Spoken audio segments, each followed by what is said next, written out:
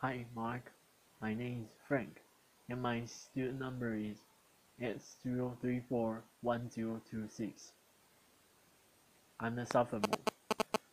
Now I'm going to read the transcript of the speech.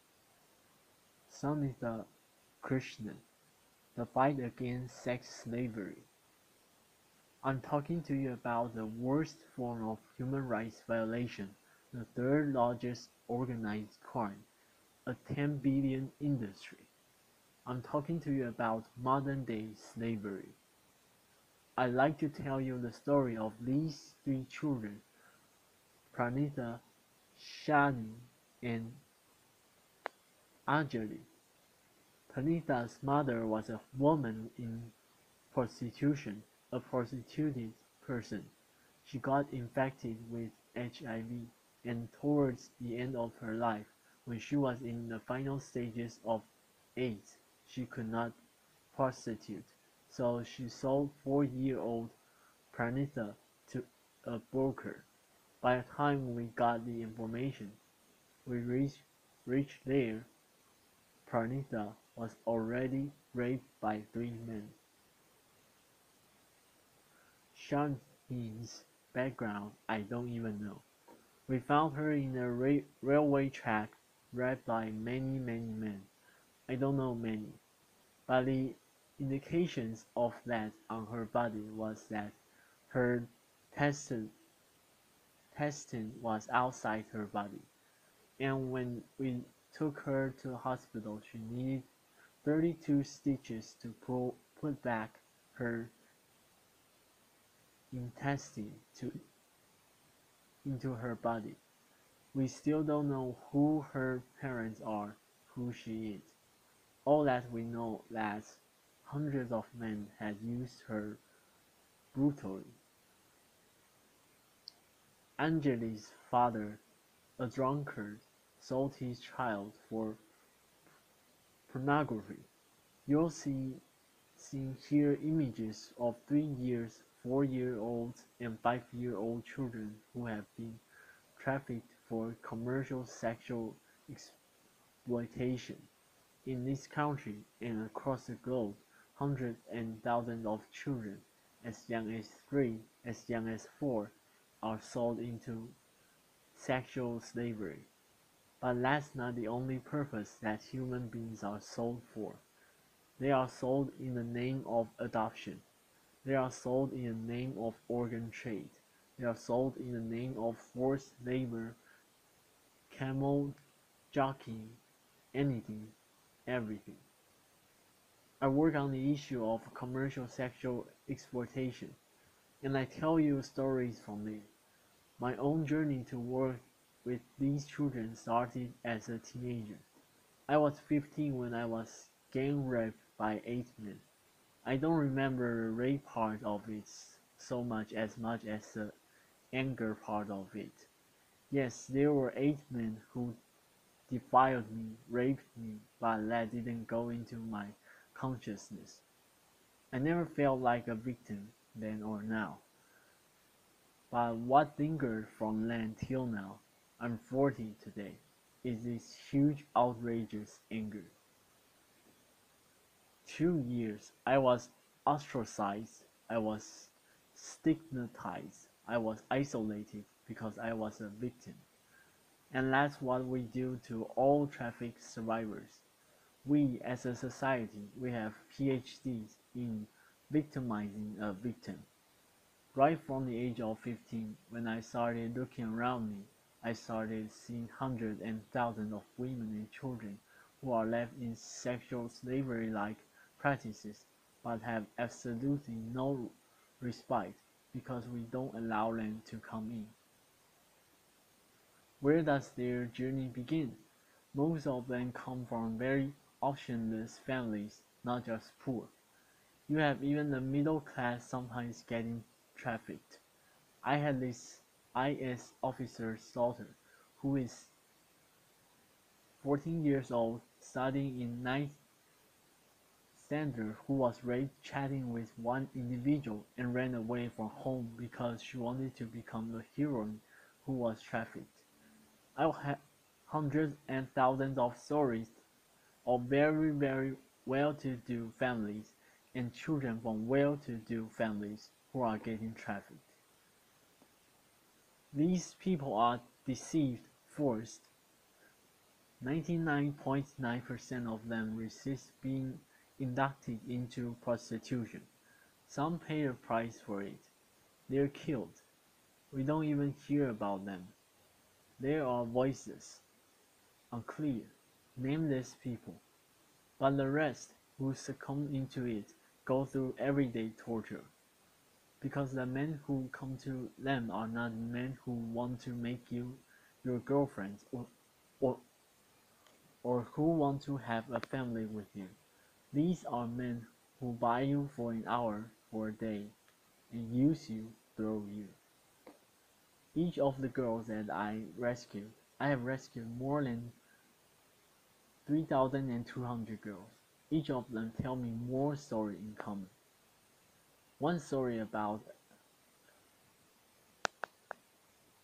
one man at least putting chili powder in her vagina, one man taking a cigarette and burning her, one man whipping her.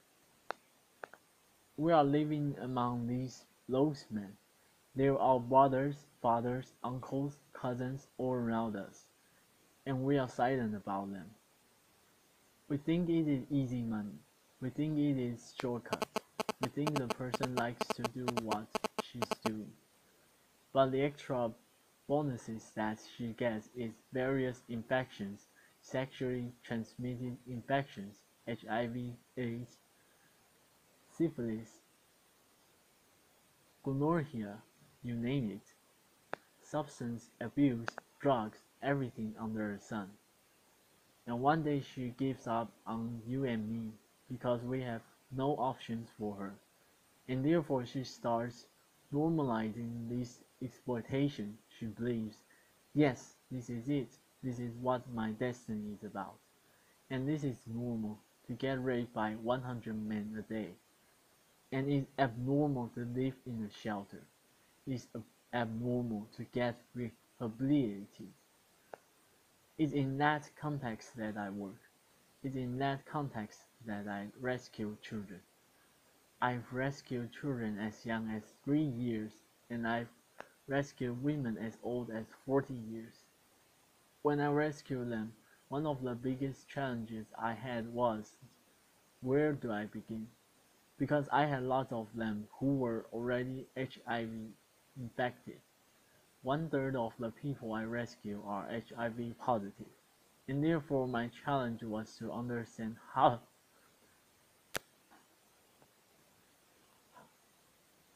can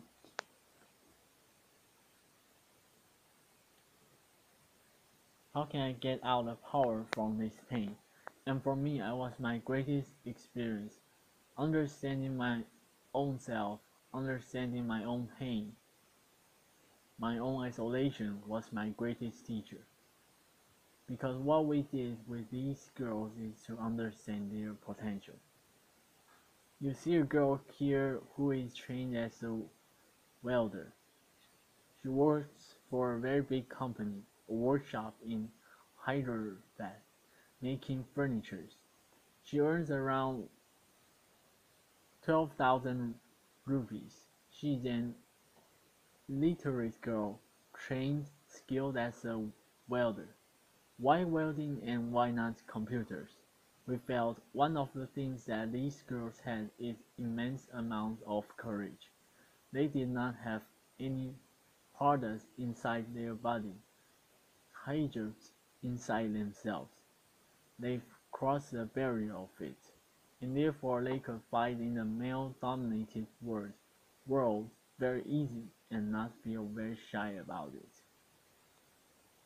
We have trained girls as carpenters, as masons, as security guards, as cab drivers, and each one of them are excelling in their chosen fields, gaining confidence, restoring dignity, and building hopes in their own lives.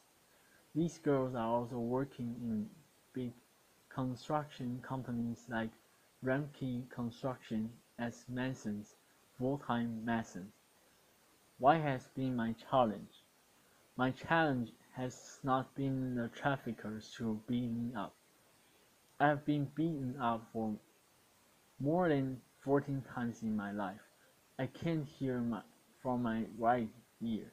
I've lost a staff of mine who was murdered while on rescue. My biggest challenge is society. It's you and me. My biggest challenge is your blocks to accept these victims as our own. A very supportive friend of mine, a well-wisher of mine, used to give me every month 2,000 rupees for vegetables. When her mother fell sick, she said, Sunitha, you have so much of contacts. Can you get somebody in my house to work so that she can look after my mother? And there is a long pause. And then she says, not one of our girls. It's very fashionable to talk about human trafficking in this fantastic A to C hall.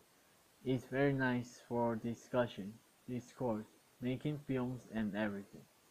But it is not nice to bring them to our homes. It's not nice to give them employment in our factories or companies. It's not nice for our children to study with their children. There it ends. That's my biggest challenge. If I'm here today, I'm here not only as Sunitha Krishnan, I'm here as a voice of the victims and survivors of human trafficking. They need your compassion.